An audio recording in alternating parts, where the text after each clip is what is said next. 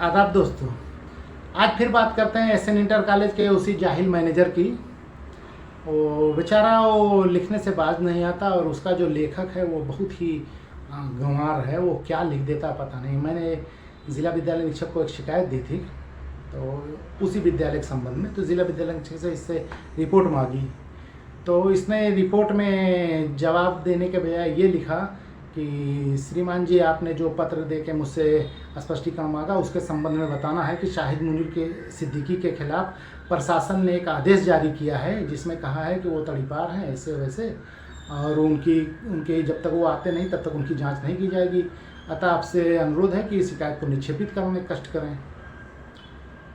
अब DIOS गलती क्या किया, उसने वही चीज़ अपलोड कर दी। मैंने DIOS को फ़ोन करके पूछा कि हे प्रभु, यही भूल नाम जो मेरा भुलुआ है DIOS इसी ने डाल दिया। तो मैंने पूछा कि प्रभु, वो जो मैनेजर ने आपको दिया है, प्रशासन ने कोई आदेश मेरे खिलाफ जारी किया था, तो आदेश की कॉपी नहीं मिली है मुझको। प्रशासन ने प्रशासन पहले बात कहते किसको, मैं तो इतना पढ़ा लिखा हूँ आज तक जान ही नहीं पाया। और मेरे खिलाफ प्रशासन ने कौन सा आदेश जारी किया था कि शिकायत का निस्तारण नहीं किया जाएगा, तो उसकी कॉपी नहीं मिली है। और उसकी कॉपी दे दीजिए वरना उसके खिलाफ FIR कराइए, नहीं तो मैं आपके खिलाफ FIR कराऊंगा।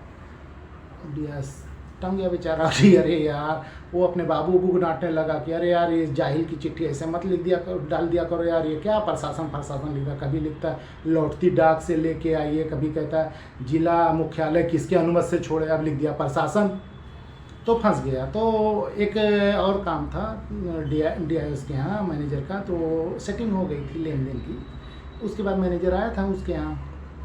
तो जब कोई अधिकारी पैसा थाम लेता है ना तो उसकी वैल्यू कम हो जाती है, तो आदमी उसके सामने डट के बात करता है कि अरे कल यहाँ यार पकड़ाया नहीं, जो मांग रहे तो आज तो बोल ले दो। तो मैनेजर ये इसके DIOS के यहाँ बड़बड़ कर रहा था। उसने बताया कि मैं तो साहब ना, कोई भी केस उस यहाँ मेरे खिलाफ कोई भी एक्शन होता है मैं हाई कोर्ट चला जाता हूँ, ऐसे जज से हथवा पकड़वा के आर्डर लिखवा देता हूँ। मेरी कमेटी भंग की गई थी, 6 महीने में मैं स्टे लेके चला आया। तो वो बोल रहा था, एक प्रिंसिपल साहब भी बैठे थे, बेचारे सम्मानित प्रिंसिपल थे, वो चुपचाप बैठे सुन रहे थे। ये अपना बड़बड़ा था, DIOS सब कर रहे थे। जब चले गए तो बिना किसी के बोले ये जब बाहर निकला ना मैनेजर, तो DIOS ने सी वाली गाली दी उसको, मैनेजर को। तो प्रिंसिपल साहब बोले क्या हुआ सर, आप तो पहले बड़े सम्मान से सुन रहे थे। अरे बोले सी है यार, कुछ नहीं आता जाता, जाहिल गंवार, और इसको इतनी बार विभाग ने इसकी प्रबंध समिति भंग की है।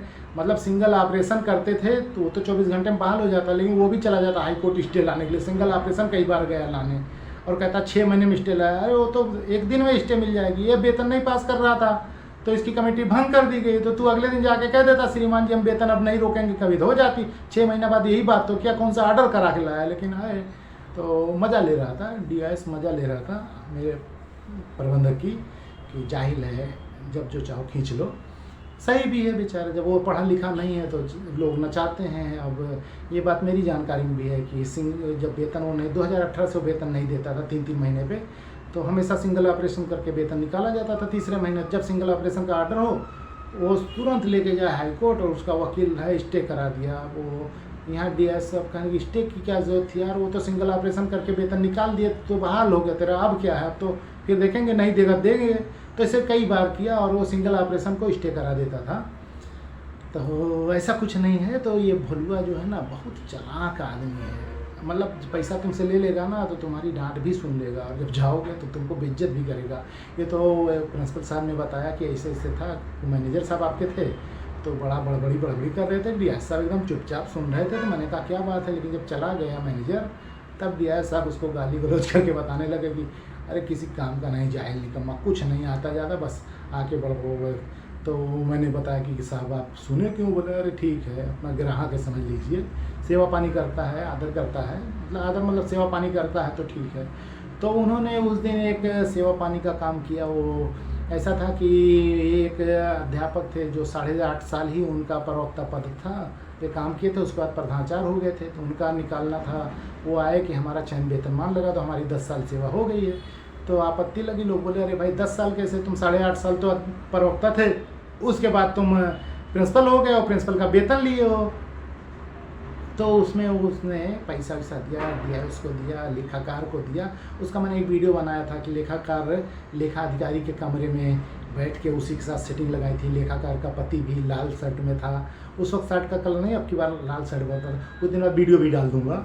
तो वहाँ सेटिंग हुई, 2-2.5 घंटे तक बात हुई थी। तो जब मैनेज हो गया तो उसने निकाला। मैंने आपत्ति लगाई कि भाई इसको कैसे मिल गया यार, 8.5 साल इसकी सेवा थी, 10 साल की सेवा वाले थे। सैदई में एक विद्यालय है, सुभाष राष्ट्रीय इंटर कॉलेज, उसमें तो 12-13 लोग हैं, उनका निकला ही नहीं आज तक। 20-22 साल उनका तो प्रोन्नत वेतनमान लग जाना चाहिए, लेकिन उनका चयन वेतनमान नहीं लगा है। और इसका कैसे 8.5 साल में हो गया? तो उसका जवाब मेरे भोलू राम ने दिया, बहुत प्यारा जवाब दिया है। मतलब अब क्या बताऊं, क्या हाथ में लेके जाना चाहिए, फटा हुआ मोची का रहना चाहिए। लिखता है कि वो हमने देखा तो उनकी सेवा, अगर वो प्रिंसिपल ना बनते तो उनकी सेवा 10 साल हो जाती।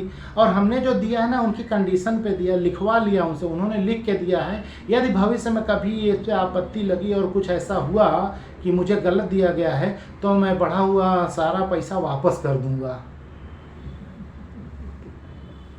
ये सिर्फ शिक्षा विभाग में हो सकता है, ये और कहीं दुनिया में नहीं हो सकता, शिक्षा विभाग में। क्योंकि यहाँ पढ़ाई लिखाई की बात है, योग्य लोग होते हैं तो लिख सकते हैं।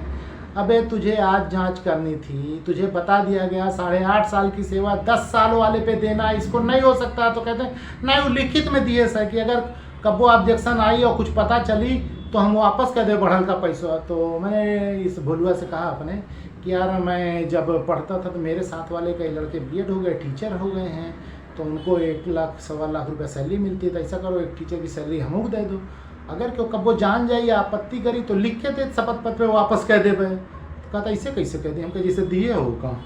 तो बेचारा फंस गया है, अब तो जारी कर दिया है। होता क्या है ना, जब पैसा ले लेते हैं इनको करना पड़ता है। और ये लोग इसलिए घाघ हो गए हैं कि इनका कोई भी मैटर है आप कोर्ट में ले जाइएगा तभी जाके होगा। और कोर्ट के बाद दो डेट अगर संभाल लिए उसके बाद लगता नहीं, तो कोर्ट वोट नहीं। ये DIOs के खिलाफ कभी कोर्ट नहीं जाना चाहिए, इसके खिलाफ थाने में जाना चाहिए, पुलिस में जाना चाहिए कि भाई अपराध है ना, गबन किया है। अब वो स्वीकृति तो ले सरकार जो भी रहे, लेकिन गबन है इसका। और खुद ना जाओ, हमेशा JD को लिखो या डायरेक्टर को लिखो कि इसके खिलाफ FIR दर्ज कराएं।